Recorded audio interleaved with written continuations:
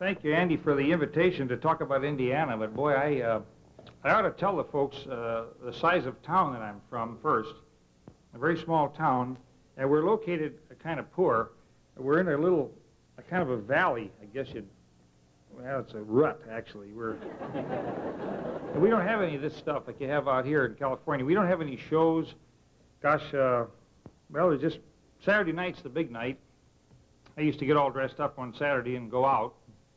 Of course, there wasn't nothing out there. I just come right back in. You know, made you feel like you'd been somewheres anyway, but we didn't have anywhere to go. I think if you had it, well, you could go to the barber shop and, sit around there and crack your knuckles and smoke, inhale if you wanted to. If you had a date, there was no place to go on a date either in a town that size. Actually, I was trying to think where you would go on a date. Well, if you had a girl and you'd wanted to take her out on a little walk, you'd go out and maybe pick some flowers and come back and sit on the front porch and watch her face break out. That's what it was to do. Yeah. Oh, there was one good thing, by gosh. They don't have many more, but when I was a kid, they had cars with rumble seats.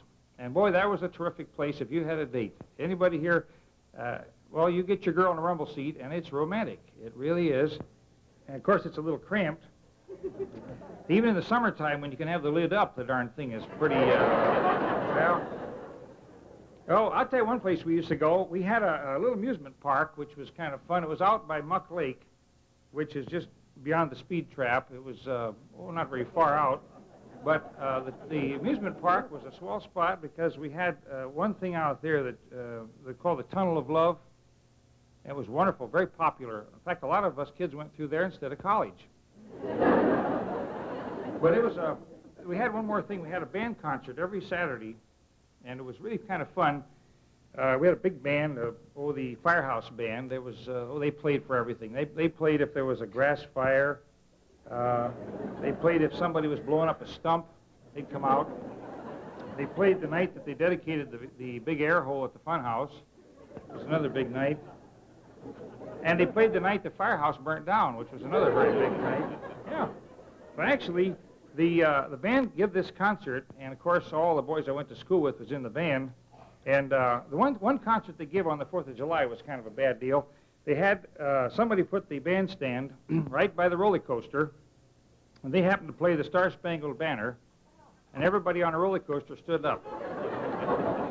You talk about a mess.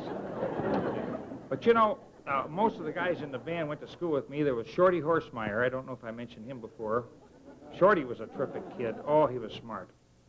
To give an idea how smart Shorty was, he was just, well, he could just do anything. He sold night crawlers for a while, and he sold busted cookies, and, oh. In fact, he had a sign out in front of his house that always caught my eye every time I went by. It says, fish worms and cottage cheese.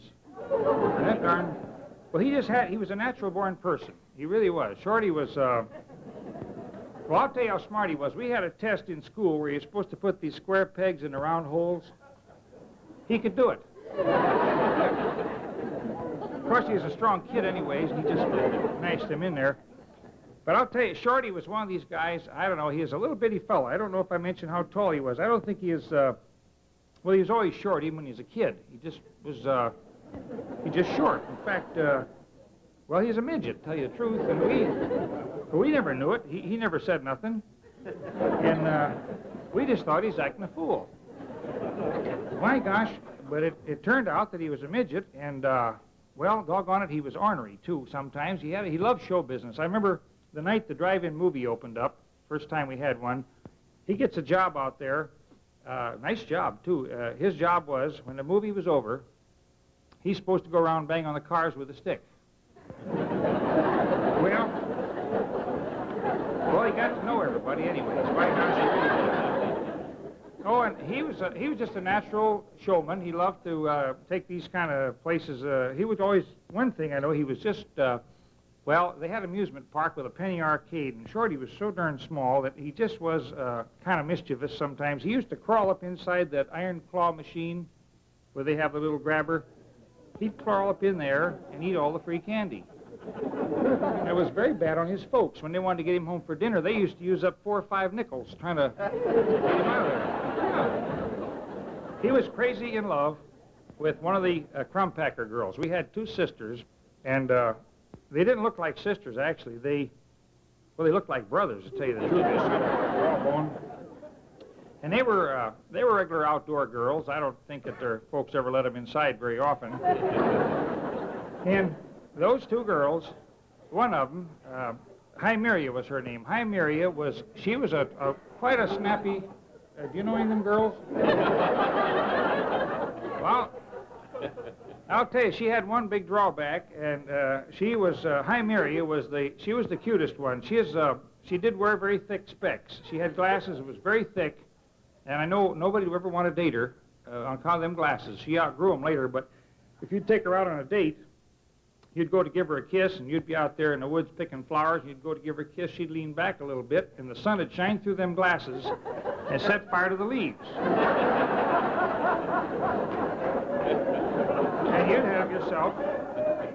you'd have a grass fire on your hands. Well, but she had one great little thing that she did to make herself look beautiful. She used to wear she had holes in her ears. I don't know if them girls do that anymore, but she had little holes in there, and she put stuff in there, keychains sometimes, or little parsley maybe, or something like that. And she did them holes herself, too, by the way. She had a conductor punch off a streetcar. She just really worked.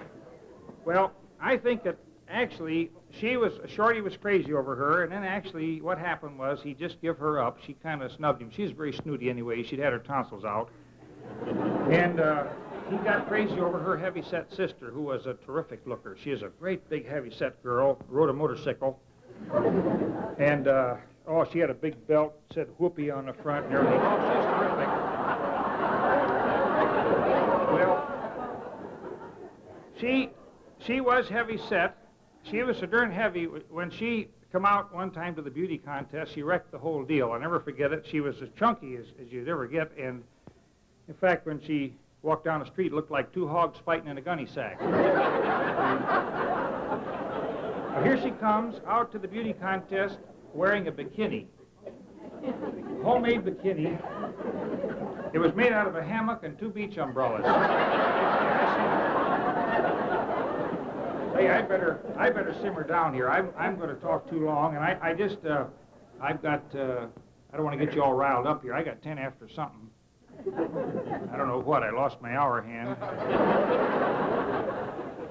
I was going to get it fixed, but I thought I'd wait till something else went wrong and get her all done at once.